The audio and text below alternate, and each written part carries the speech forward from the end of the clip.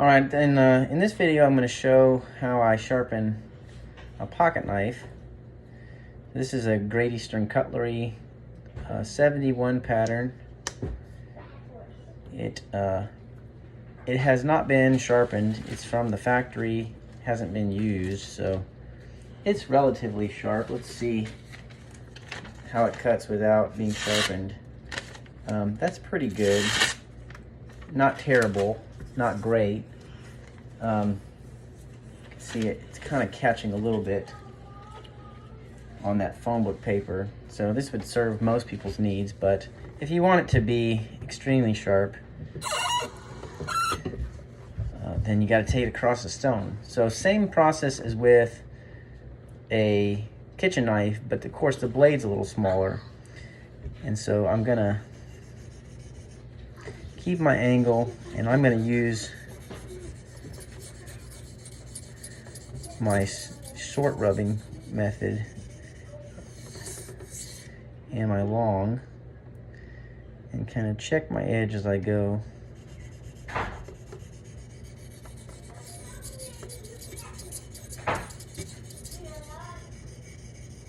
The nice thing about the water stones is you can work on the whole surface of the stone, so it's pretty versatile in terms of allowing your own motion to be relatively free. The trick is, of course, getting to the point at which you feel comfortable working at speed. When I first started sharpening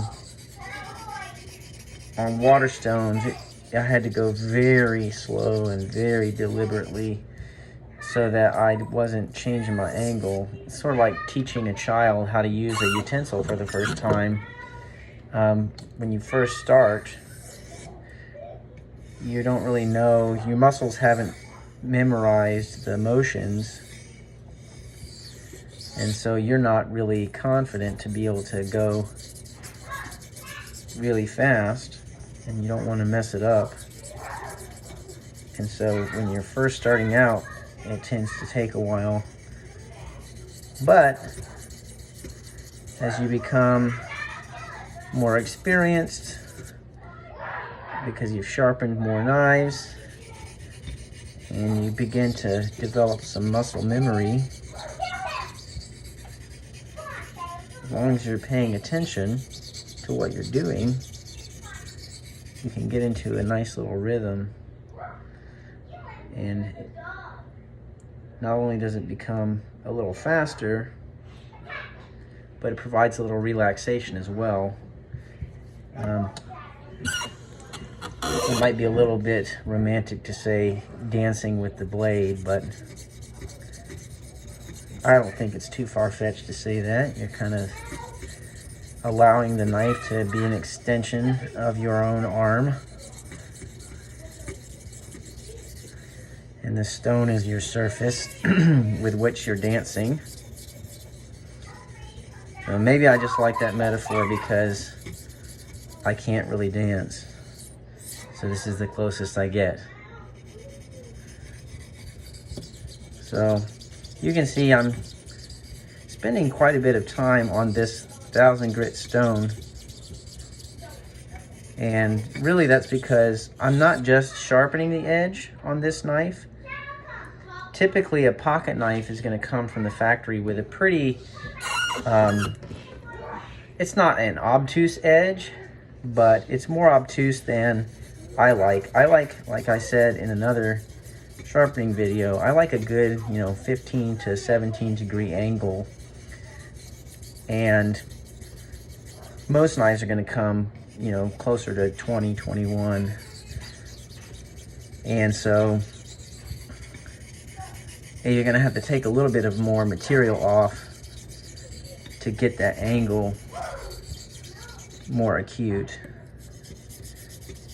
And so I use the 1000 grit stone a little bit more. Now, if I had a chip, or let's say the blade was just really dull, I do have a reprofiling stone, which is 320 grit, and this is very coarse. and will take off a lot of material comparatively to 1,000 grit stone.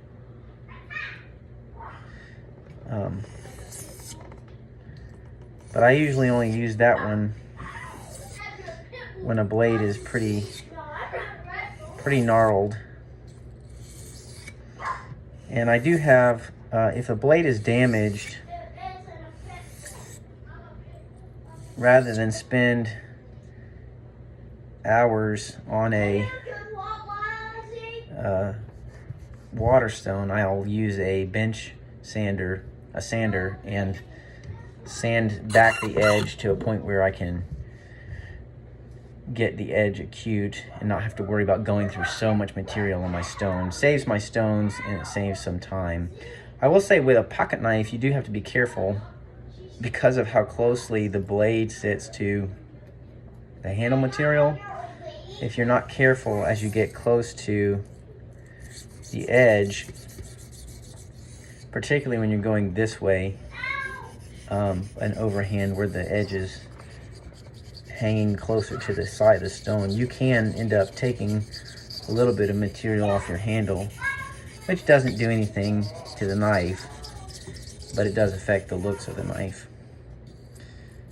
All right, well, that gives you the basic idea. I won't do the rest of it on camera.